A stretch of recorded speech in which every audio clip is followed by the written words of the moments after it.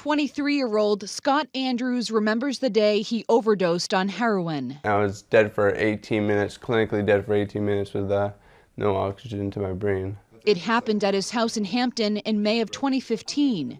His life was saved by the overdose reversal drug Narcan, but his injuries were severe. I have an anoxic brain injury, which the outlook was very grim at first. I was in a vegetative state for about 18 days. I couldn't move, I couldn't talk. All I could do was really grunt and blink my eyes.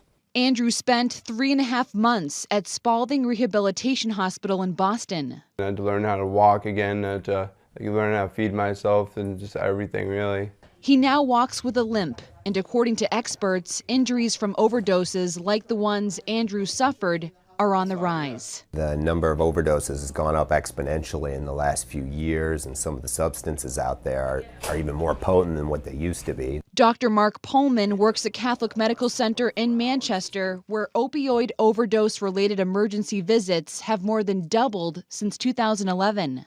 Unfortunately, if these things continue to occur and somebody doesn't intervene immediately, then you can get hypoxia or low oxygen to the brain that can lead to brain dysfunction. These days, heroin is most oftentimes laced with fentanyl and sold to users, which Dr. Pullman says is leading to more severe overdoses and injuries to the body. It can go from complete brain death, where the patient is technically considered dead, even though their body's alive, the brain is dead, to a comatose state due to severe bilateral strokes. Depending on how severe the injuries are, some patients are discharged shortly after an overdose, while others deal with long-term recovery.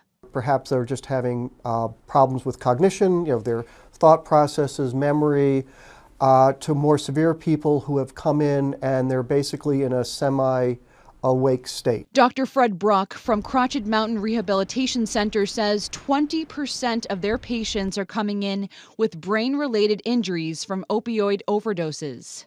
These people often have sustained injuries, have fractures, have undergone surgeries, and require pain medication for management of that.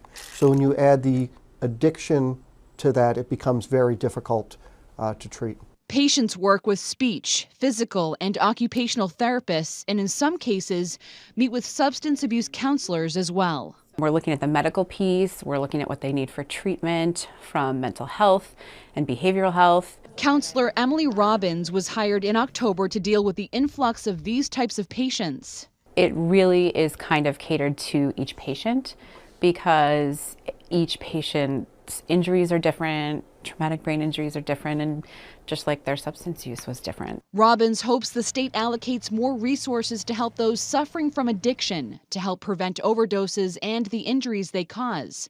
For Andrews, he says it could make a big difference in the lives of those struggling, a life he never wants to go back to. It's a message he now spreads to anyone who will listen. It's not worth it. It's not worth the high. It's not worth the risk. It's not worth anything. There's nothing more I would trade right now for my sobriety. I want to trade my sobriety for the world.